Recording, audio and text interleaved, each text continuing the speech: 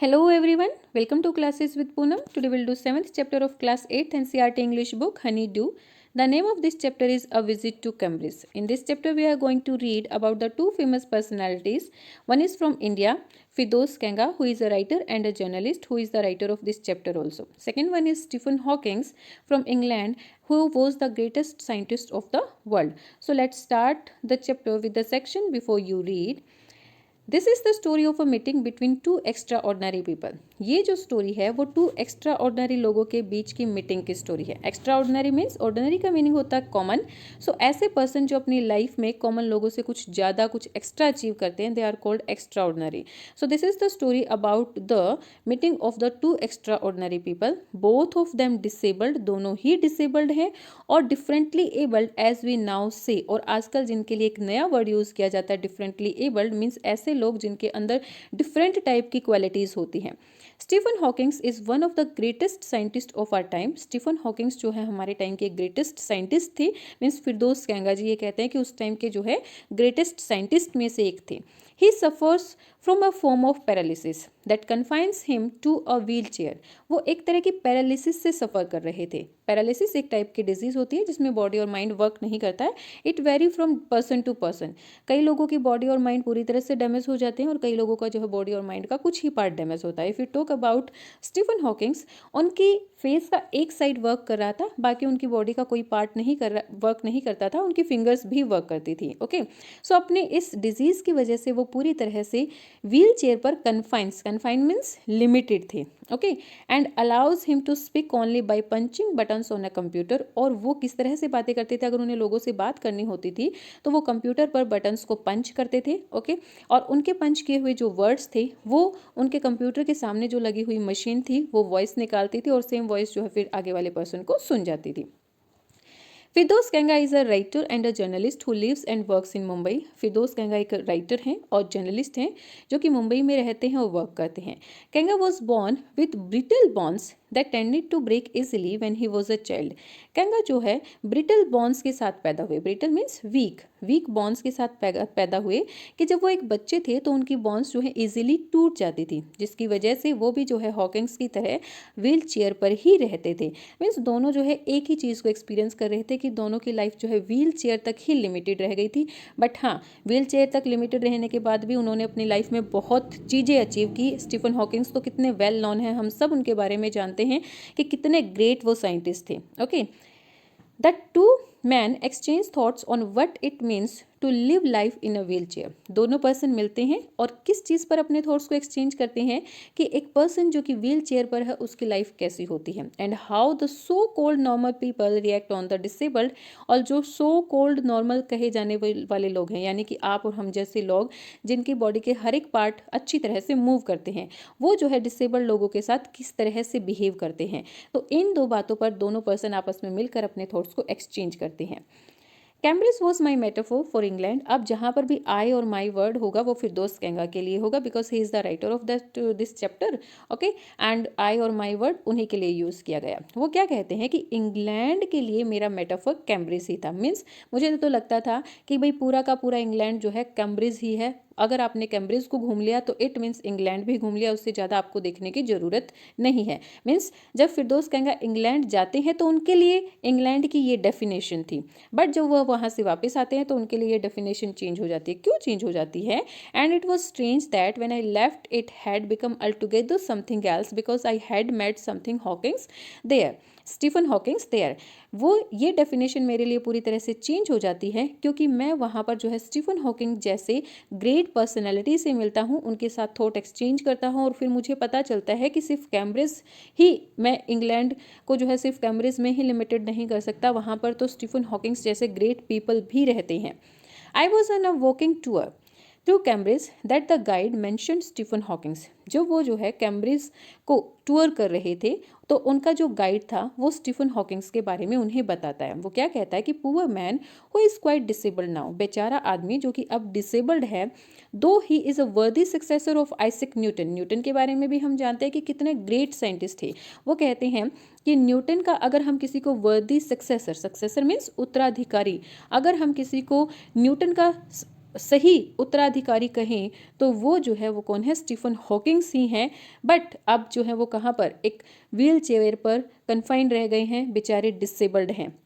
Whose chair he has at the university, जो कि आजकल आइसिक न्यूटन की चेयर ही यूज़ कर रहे हैं। जिस चेयर पर स्टीफन हॉकिंग्स रहते थे और जिस चेयर पर जो है उनका कंप्यूटर लगा हुआ था, वो आइसिक न्यूटन के द्वारा ही बनाई गई थी। And I started because I had quite forgotten that this most brilliant and completely paralysed astrophysicist क्या होते हैं, scholar of astrophysics, branch of physics dealing with the stars and planets. ऐसे लोग जो कि स्टार्स और प्लैनेट्स के साथ डील करते हैं, दे आर कॉल्ड एस्ट्रोफिजिस्ट। वो कहते हैं कि मैं तो पूरी तरह से भूल गया था कि यहाँ पर जो कम्प्लीटली पैरालाइज्ड पर्सन जो कि एक एस्ट्रोफिजिस्ट हैं वो भी यहीं पर है। मीन्स जब वो यहाँ पर आए तो उनको तो यही था कि भाई हाँ बस कैम्ब्रिज में घूम लिया और मुझे जो है पूरे इंग्लैंड के बारे में पता चल जाएगा। वो स्टीफन हॉकिंग्स के बारे में पूरी तरह से भूल चुके थे। The author of the brief history of time, one of the biggest best sellers ever lived here, जिन्होंने एक बुक लिखी, बुक का नेम क्या था, a brief history of time, that written by Stephen Hawkings, जो उस टाइम की best seller books में से एक थी। मीन्स उनकी ये बुक जो है बहुत सारे लोगों के द्वारा पढ़ी गई थी। When the walking tour was done, आगे फिरदौस कहंगा क्या कहते हैं कि जब उनका वॉकिंग टूर पूरी तरह से खत्म हो जाता है, जब वो पूरी कैम्ब्रिज यूनिवर्सिटी में वॉक कर लेते हैं, टूर कर लेते हैं, I rush to a phone booth, वो जल्दी से जो है फोन बूथ तक जाते हैं, almost tearing the cord so it could reach me outside, phoned Stephen Hawkings house. और वो जो है फ़ोन बूथ पर जाकर फ़ोन की जो कॉर्ड, फ़ोन की जो वायर थी वो उसको बाहर खींचते हैं ताकि फ़ोन का जो डायल और रिसीवर है वो उन तक आ जाए। और क्योंकि वो अंदर तो जा ही नहीं सकते थे, वो भी व्हील चेयर पर थे, तो फ़ोन बूथ के अंदर तो वो जा ही नहीं सकते थे, इसीलिए वो उसकी कॉर्ड को बाहर खींचते हैं और फ़ोन को अपने पास ले आते हैं और फिर वो जो है स्टीफन हॉकिंग्स के घर पर फ़ोन करते हैं। There was his assistant on line and I told him I had come in a wheelchair from India. Phone जो है उनके असिस्टेंट उठाते हैं और मैंने उन्हें बताया कि मैं जो है इंडिया से व्हील चेयर पर ही आया हूँ। अब उन्होंने ये बात तो बोल दी, लेकिन उसके बाद उन्हें लगा कि शायद Perhaps he thought I had propelled myself all the way. वो कहते हैं कि मैंने ये बात तो बोल दी कि भाई मैं पूरे रास्ते इंडिया से जो है व्हील चेयर पर ही आया हूँ, तो उन्हें लगा कि कहीं उनका असिस्टेंट ये ना सोचे कि भाई हाँ वो व्हील चेयर को धक्का मारते हुए आए हैं, वो किसी प्लेन से नहीं आए हैं। बट हाँ ये वो ऐसा सोच रहे थे कि भाई हाँ शायद हो सकता है कि उनके असिस्टेंट ऐसा सोचे, मे भी ऐसा रियलिटी में ना हुआ हो। To write about my travel in Britain, वो कहते हैं कि मैं इंडिया से इंग्लैंड जो है अब ब्रिटेन में अपने ट्रेवल्स के बारे में लिखने के लिए आया हूँ। I had to see professor Hawkings, मैं जो है प्रोफेसर हॉकिंग्स से मिलना चाहता हूँ। इवन 10 मिनट्स वुड डू, सिर्फ 10 मिनट्स भी मेरे लिए इनफ है। Half an hour he said from 3:30 to 4, वो कहते हैं कि ठीक है मैं आपको जो है हाफ एन आवर देता हूँ 3:30 to 4। देखो जो कैंगा थे उन्होंने जो है सिर्फ और सिर्फ 10 मिनट्स मांगी थी, लेकिन स्टीफन हॉकिंग्स के असिस्टेंट उनको क्या कहते हैं कि ठीक है तुम्हारे पास, तुम 10 मिनट कह रहे हो, तुम जो है 30 मिनट्स ले लो, 3:30 से 4 o'clock तक तुम उनसे मीट कर सकते हो। And I felt all over weak, वो क्या कहते हैं कि जैसे ही उनके असिस्टेंट्स ने उनको कहा कि भाई हाँ तुम मिल सकते हो, मैं पूरी तरह से वीक फील करने लग गया कि भाई हाँ मैं इतनी बड़ी पर्सनालिटी से मिलने जा रहा हूँ, वो उनके फेवरेट हैं और अपने फेवरेट पर्सन से, इतने बड़े साइंटिस्ट से वो मिलने जा रहे हैं, तो मीन्स वो ट्रेम्बल करना और वीक होना, मतलब ट्रेम्बल करना शुरू हो जाते हैं। और जब हम ट्रेम्बल करते हैं, शिवरिंग करते हैं, तो हम अपने आप को वीक भी फील करते हैं। तो उसी तरह से फिरदौस कहंगा भी अपने आप को वीक फील करना स्टार्ट कर देते हैं। Growing up disabled you get a fed up with people asking you to be brave. जब आप एक डिसेबल्ड होते हैं और एक डिसेबल्ड पर्सन जब ग्रो करता है तो नॉर्मल पीपल उसको क्या कहते हैं हमेशा, अरे हाँ कोई बात नहीं, परेशान होने की ज़रूरत नहीं है, तुम्हें बहादुर बनकर ही अपनी लाइफ जीनी पड़ेगी। ओके और ऐसी बातें सुन सुनकर डिसेबल्ड लोग पूरी तरह से फेडअप हो जाते हैं, थक जाते हैं। As if you have a courage account on which you are too lazy to draw a cheque. Means वो क्या कहना चाह रहे हैं कि भाई लोग तो हमें इस तरह से कहते हैं कि भाई तुम्हें ब्रेव रहना है कि जैसे हमारे पास करेज का बहुत बड़ा अकाउंट है और उसमें हमें चेक देना है और उस चेक के थ्रू जो है हम करेज को बाहर ला सकते हैं, बट ऐसा नहीं है। The only thing that makes you stronger is feeling somebody like you achieving something huge. जो एक अकेली फीलिंग जो आपको स्ट्रॉन्ग फील करवाती है वो क्या है, जब आप किसी अपने जैसे को ही देखते हैं जिसने बहुत ज़्यादा अचीव किया हो। तो यहाँ पर राइटर क्या कहना चाहते हैं कि भाई ये जो लोग कहते हैं ना ब्रेव रहो ब्रेव रहो ब्रेव रहो, इससे कोई ब्रेव नहीं बनते हैं। हम ब्रेव कब बनते हैं, जब हम अपने जैसे को ही देखते हैं और हम देखते हैं कि उन्होंने, हालांकि वो भी ऐसे ही व्हील चेयर पर बैठे हैं, हॉकिंस भी और फिरदौस कहंगा भी, लेकिन हॉकिंस ने फिरदौस कहंगा से बहुत ज़्यादा अचीव किया है। और कई लोग तो ऐसे भी होते हैं जिन्हें जरा सी भी थोड़ी सी डिसेबिलिटी हो जाती है, वो तो कहते हैं कि भाई we are not able to do. उनसे तो बहुत ज़्यादा फिरदौस कहंगा भी जो है क्या कर रहे थे, अचीव किया था उन्होंने। तो वो यहाँ पर क्या कहना चाह रहे हैं कि हम स्ट्रोंगर, लोगों की इन बातों से हम स्ट्रॉन्ग फील नहीं करते। हम स्ट्रॉन्ग कब फील करते हैं, जब हम अपने जैसे को ही देखते हैं और ये देखते हैं कि उन्होंने कितना ज़्यादा अचीव किया है। Then you know how much is possible and you reach out further than you ever thought you could. और फिर आपको पता चलता है कि आपके लिए क्या क्या चीज़ें पॉसिबल हैं, मीन्स आप क्या क्या कर सकते हैं लाइफ में, और कितनी चीज़ें हैं जिनको आप अचीव कर सकते हैं। I haven't been brave, said his disembodied computer voice. The next afternoon I have told I had no choice. और सेम थिंग, ये जो बात फिरदौस कहंगा अपने आप से कर रहे थे, और सेम थिंग वो जो है हॉकिंग से भी कहते हैं कि भाई जब आपको लोग कहते हैं कि भाई हाँ आपको ब्रेव रहना, तो आपको कैसा फील होता है। तो वो क्या कहते हैं कि आई हैवेंट बीन ब्रेव, मैं कभी ब्रेव नहीं था, ठीक है।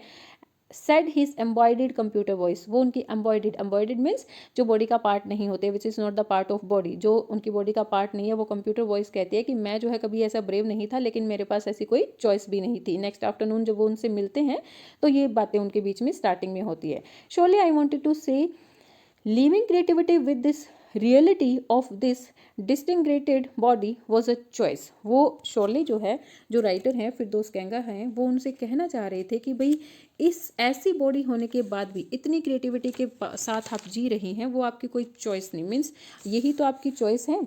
बट आई कीप क्वाइट, वो कहते हैं कि लेकिन मैं चुप रहा, because I felt guilty every time I spoke to him, क्योंकि वो कहते हैं कि मैं जब भी उनसे कोई बात कर रहा था तो मैं गिल्टी फील कर रहा था। क्यों गिल्टी फील कर रहे थे वो, फोर्सिंग हिम टू रिस्पॉन्ड, क्योंकि उन्हें अपना रिस्पॉन्ड देने के लिए अपनी फिंगर्स को जो है मूव करना पड़ता था, फिंगर्स के साथ टाइप करना पड़ता था। उनकी बॉडी का तो कोई भी पार्ट जो है मूव नहीं कर रहा था, तो उनकी फिंगर्स बहुत ज़्यादा कमज़ोर हो गई थी, और अपनी फिंगर से जो है वो की पैड पर वर्ड्स को ढूंढ रहे थे, और ढूंढ कर वो जो है टाइप कर रहे थे, मीन्स वो परेशान हो रहे थे। तो इसीलिए फिरदौस कहंगा कहते हैं कि मैं ये चीज़ पूछना चाह रहा था, मैं ये चीज़ कहना चाह रहा था कि भाई ये आपकी चॉइस ही तो है कि आप जो है ऐसी बॉडी के साथ भी कितनी क्रिएटिविटी के साथ जी रहे हैं। लेकिन उन्होंने ऐसा नहीं किया, क्योंकि उन्हें लग रहा था मैं ऐसा बोलूँगा फिर वो कोई आंसर करने के लिए जो है अपनी फिंगर्स को मूव करेंगे, फिर उनको परेशानी होगी। ओके, सो वो जो है चुप रहते हैं, नहीं पूछते हैं। Okay, then there he was tapping at the little switch in his hand, typing to find the words on his computer with the only bit of the movement left to him his long pale fingers। वो जो है अपनी long pale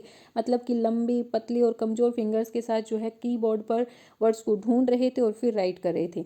every so often his eyes would shut in frustrated exhaustion, और हर बार जो है means थोड़े थोड़े time के बाद उनकी आइज़ जो है फ्रस्ट्रेटेड होकर, इस थकावट से फ्रस्ट्रेट होकर जो है बंद हो जाती थी। मीन्स वो थके हुए तो थे ही, क्योंकि उनकी बॉडी वर्क नहीं करती थी, तो इस एग्जॉशन, इस टायर्डनेस की वजह से वो फ्रस्ट्रेट होकर जो है उनकी आंखें बंद हो जाती थी। And sitting opposite him I could feel his anguish, और उनके बिल्कुल अपोजिट, उनके बिल्कुल सामने बैठे हुए मैं उनकी इस एंग्विश मीन्स इस पेन को फील कर सकता था। The mind point with the thoughts that come out in frozen phrases, sentence stiff as corpses। The mind point means active and vibrant, और उनके जो active and vibrant thought, mind के जो थॉट्स थे वो क्या हो रहे थे, वो फ्रोजन फ्रेजेस की तरह आ रहे थे। मीन्स अपनी बातों को वो एक फीलिंग की तरह नहीं कह पा रहे थे, वो फ्रोजन फ्रेजेस थी, और जो एक डेड बॉडी की तरह, सेंटेंस स्टिफ एज कॉप्स का मीनिंग होता है डेड बॉडी, और उनके सेंटेंस भी जो है एक डेड बॉडी की तरह ही लग रहे थे, क्योंकि देखो मशीन बोल रही थी।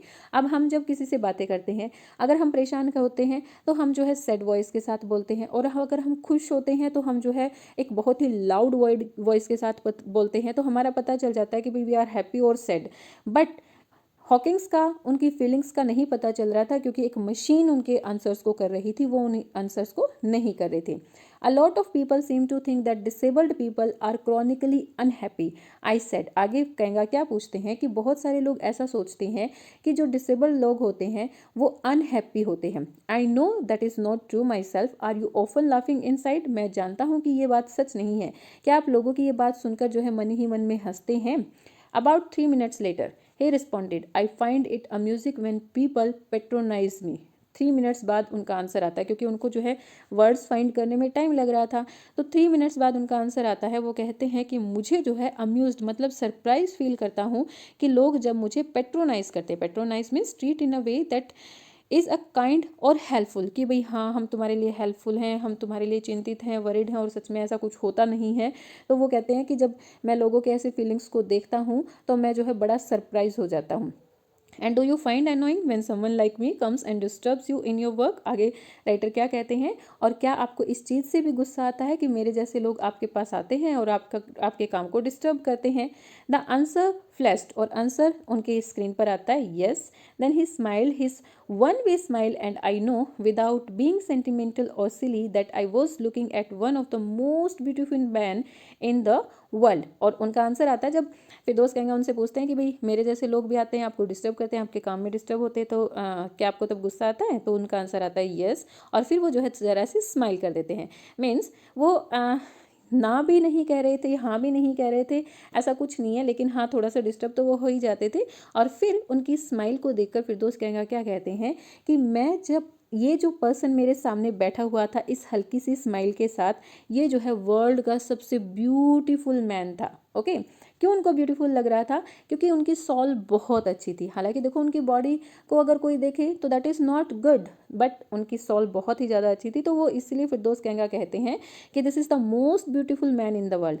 A first glimpses of him is shocking. जब आप उनकी फर्स्ट ग्लिम्स यानी कि पहली झलक आप देखते हैं तो that is very shocking, because he is like a still photograph. क्योंकि वो कैसे दिखाई देते हैं? एक फोटोग्राफ के जैसे ही दिखाई देते हैं, क्योंकि बिल्कुल पूरी तरह से स्टिल अपनी बॉडी को तो मूव कर ही नहीं पाते। जैसे एक फोटोग्राफ पूरी तरह से स्टिल होता है, पूरी तरह से स्टडी होता है, उसी तरीके से जो है हॉकिंग्स भी थे, अपनी बॉडी को मूव नहीं कर पा रहे थे। तो वो कहते हैं कि जब आप उनको पहली बार देखते हैं, पहली झलक उनकी देखते हैं, तो आप शॉक्ड हो जाते हैं, क्योंकि वो एक फोटोग्राफ की तरह ही थे।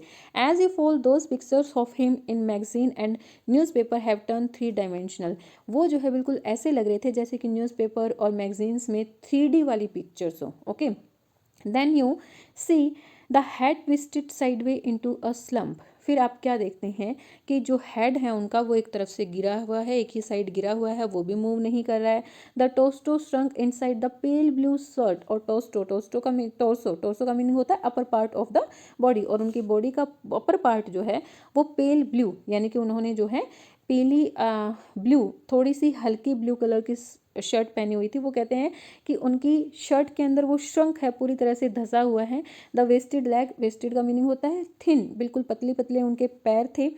You look at the eyes which can speak still and they are saying something huge and that it is hard to tell what। और उनकी जो आंखें हैं वो कुछ कहना चाह रही थी, कुछ बड़ा और कुछ अर्जेंट, लेकिन वो नहीं कह पाती थी।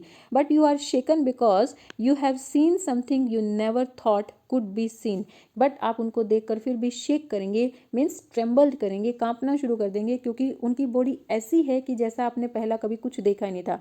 मीन्स एक लिविंग बीइंग है, लेकिन उनकी बॉडी लिविंग बीइंग के जैसे बिल्कुल भी नहीं है। तो आप फर्स्ट टाइम जब आप उन्हें देखेंगे तो आप शेक करना स्टार्ट कर देंगे।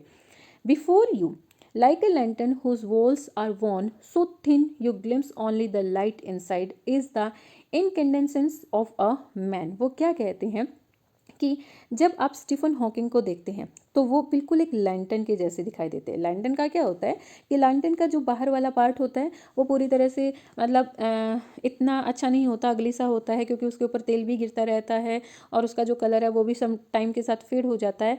लेकिन हम उसकी बॉडी की बाहर वाले पार्ट पर कभी भी जो है ध्यान नहीं देते। जब एक लैंटर्न जलती है तो हम सिर्फ उसके अंदर जो लो जलती है उसी की तरफ ध्यान देते हैं और वो हमें बहुत ब्यूटीफुल लगती है। तो राइटर यहाँ पर क्या कह रहे हैं कि जैसी लैंटर्न लगती है सेम वैसे ही स्टीफन हॉकिंग्स लग रहे थे। हालांकि देखो उनका जो फिजिकल अपीयरेंस था, जो आउटर अपीयरेंस था, that is not beautiful, that is very ugly. But हाँ उनके अंदर एक ब्यूटीफुल प्योर सॉल थी। जैसे कि एक लालटेन के अंदर एक दिया जलता है, एक जो बत्ती जलती है वो सुंदर दिखाई देती है, सेम वैसे ही एक ब्यूटीफुल एक प्योर सॉल जो है उनके अंदर थी। The body almost irrelevant exist only like a case made of shadow. जो हमारी बॉडी है वो एकदम से इररेलेवेंट है हमारी सॉल से, मतलब हमारी सॉल से बिल्कुल भी रेलेवेंट नहीं करती। लाइक इसको हम एक एग्जाम्पल से समझते हैं। सपोज एक बहुत ही ब्यूटीफुल पर्सन है, फिजिकल अपीयरेंस उनकी बहुत ब्यूटीफुल है, लेकिन वो बहुत गंदे से हर किसी के साथ बात करते हैं, तो क्या लोग उन्हें पसंद करेंगे? नहीं करेंगे।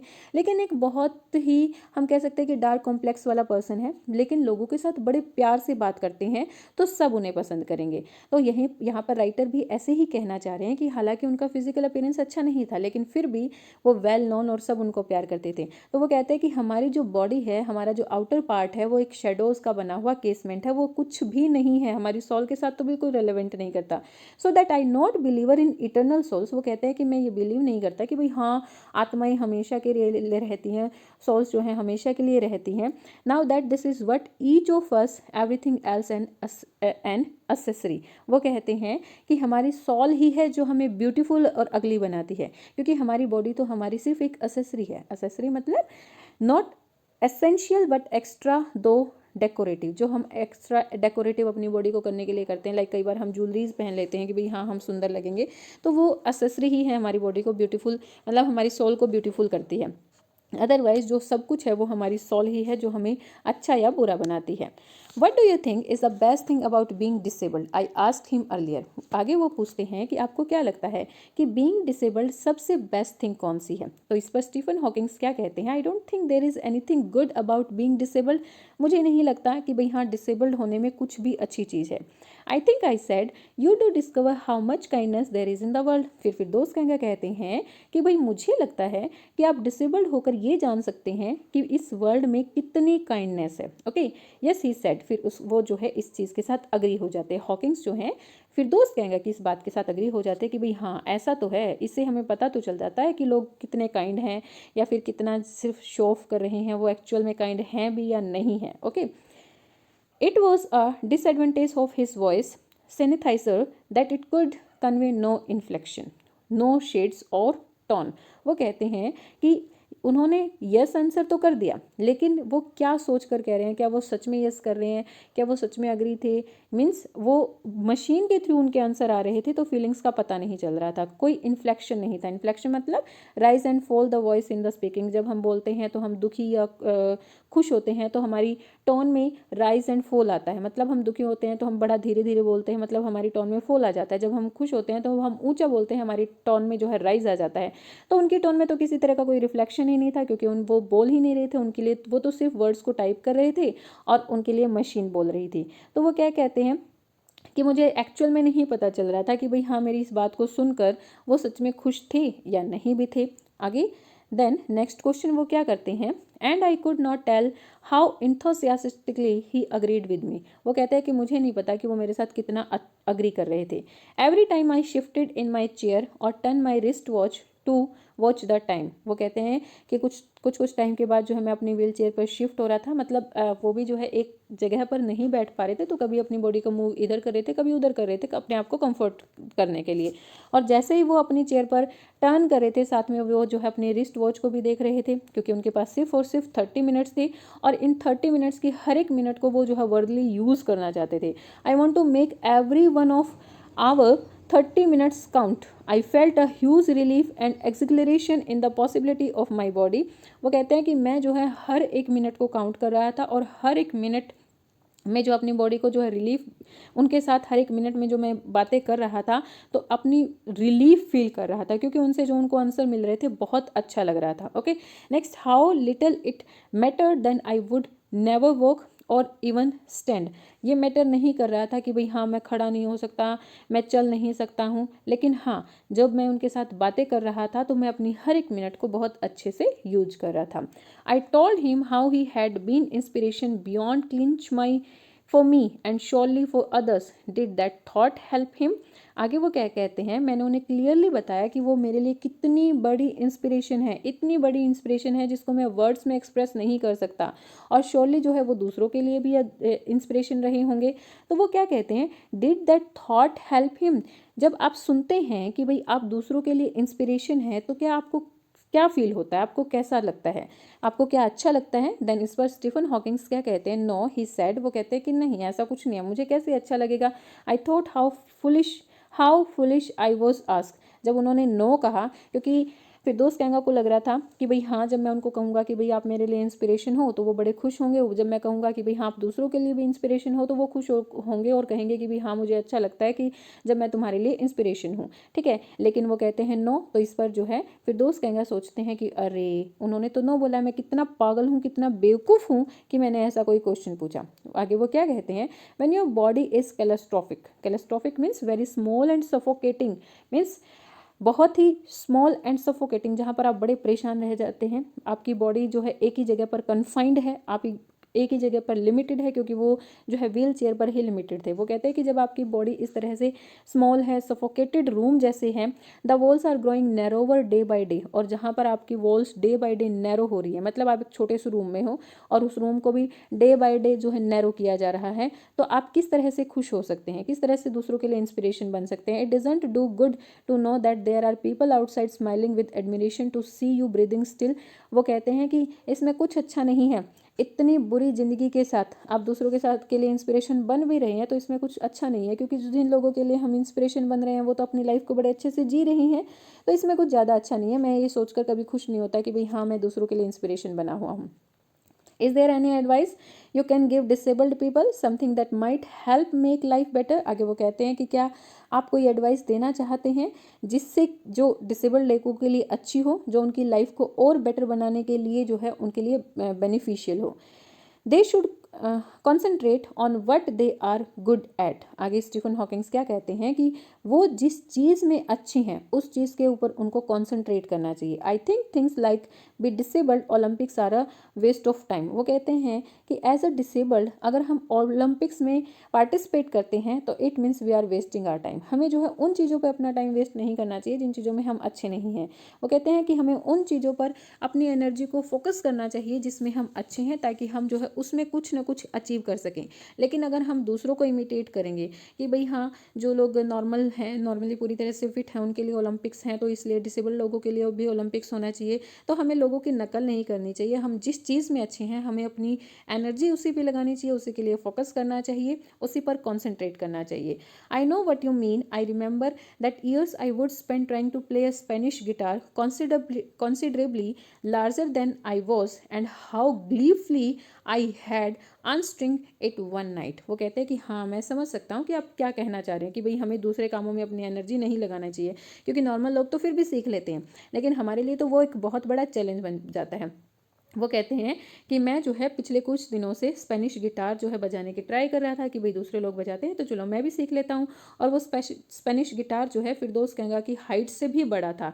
तो एक दिन वो फ्रस्ट्रेट होकर वो क्या करते हैं, उसको अनस्ट्रिंग यानी कि उसके पूरे के पूरे तार तोड़ देते हैं, और वो कहते हैं कि आपको नहीं पता जिस दिन मैंने उसके वो सारे तार तोड़े तो मैं कितना ग्लीफली यानी कि कितना ज़्यादा खुश था।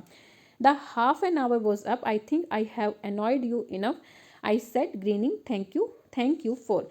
हाफ एन आवर ओवर हो चुका था। उसके बाद फिर दोस्त कहंगा कहते हैं कि भाई हाफ एन आवर ओवर हो गया है, आई थिंक मैंने आपको बड़ा गुस्सा दिला दिया, मैंने आपको बड़ा अनॉयड किया, अब मैं यहाँ से जा रहा हूँ, thank you for your meeting, stay I waited, have some tea, I can show you the garden. फिर उस पर स्टीफन हॉकिंग्स कहते हैं कि रुको थोड़ी देर के लिए और रुको, हम चाय पीते हैं, चलो तब तक मैं जो है तुम्हें अपना गार्डन दिखाता हूँ।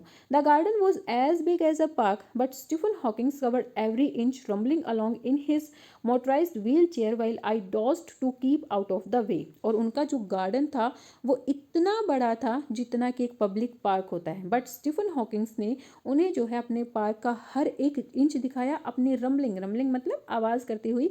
उनकी जो मोटराइज्ड व्हील चेयर थी जब वो मूव कर रही थी तो रंबल कर रही थी, आवाज़ कर रही थी जैसे मोटर से आवाज़ करती है, अपनी रंबलिंग मोटराइज्ड व्हील चेयर के साथ। और जब वो व्हील चेयर पर जा रहे थे तो आई डॉज्ड मतलब कि मैं साइड होने की कोशिश कर रहा था उनसे, ताकि वो आगे ना फिरदौस कहंगा आगे ना आए, उन्हें कोई प्रॉब्लम ना हो। I couldn't talk very much, we couldn't talk very much, उसके बाद हम ज़्यादा बातें नहीं कर सके। The sun made him silent, the letters on his screen disappearing in the glare. Glare का मीनिंग होता है बहुत तेज़ जो लाइट होती है। वो कहते हैं कि हमने ज़्यादा बातें नहीं की क्योंकि सन ने उनको साइलेंट कर दिया। कैसे सन ने उनको साइलेंट कर दिया, वो कंप्यूटर पर जो है अपने वर्ड्स को लिखते थे। अब सनलाइट में अगर हम बात करें अपने मोबाइल फ़ोन की, अगर हम अपने मोबाइल फ़ोन को भी लेकर जाते हैं सनलाइट में तो हमें जो है अपने लेटर्स दिखाई नहीं देते। तो same thing was happening with Stephen Hawkings also. जब वो सनलाइट में थे तो उन्हें अपने कंप्यूटर पर लिखे हुए वर्ड्स दिखाई नहीं दे रहे थे, तो जिसकी वजह से वो टाइप नहीं कर पाए और इसकी वजह से वो लोग ज़्यादा बातें भी नहीं कर पाए। एन आवर लेटर, 1 घंटे बाद, we were ready to leave, हम जो है एक दूसरे को लीव करने के लिए रेडी थे। I did not know what to do, मुझे समझ नहीं आ रहा था कि मैं क्या करूँ। आई कुड नॉट किस हिम और क्राई, ना तो मैं उनको जो है किस कर सकता था, ना ही मैं उनको देखकर क्राई कर सकता था। I touch his shoulders and wheeled out into the summer evening, मैंने जो है उनके शोल्डर्स को टच किया और फिर जो है इस समर इवनिंग में मैं व्हील्ड आउट यानी कि अपनी व्हील चेयर को लेकर वापस आ गया। आई लुक्ड बैक, मैंने पीछे देखा। I knew he was waving, मैं जानता था कि भाई वो वेविंग कर रहे होंगे, मतलब बाय कर रहे होंगे। थॉट ही वॉजेंट, बट दो ही वॉजेंट नॉट, लेकिन वो ऐसा नहीं कर रहे थे। क्यों नहीं कर रहे थे? क्योंकि वो तो अपनी बॉडी के किसी पार्ट को मूव ही नहीं कर सकते, तो वेव किस तरह करेंगे, बाय किस तरह से करेंगे।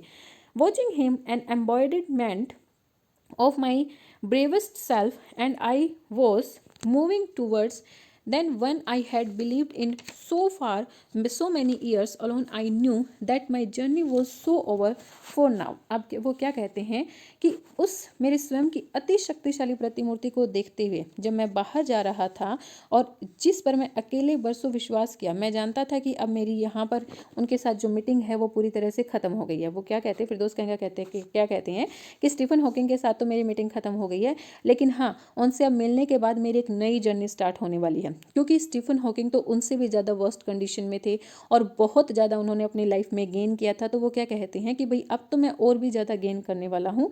सो मेरी जर्नी उनकी मीटिंग के साथ, उनके साथ मीटिंग भले ही यहाँ पे ख़त्म हो गई है, लेकिन मेरी लाइफ की जर्नी जो है यहाँ से स्टार्ट होने जा रही है। Okay, so this is all about this chapter. I hope you got all the things related to Firdaus Kanga and Stephen Hawking which we talk in this chapter. Means उनकी जो भी बातचीत थी, जो भी उनकी मीटिंग हुई, I hope you got all the things. Please let me know in the comment section, like, share and subscribe my channel. Till then, thank you, bye bye and keep learning.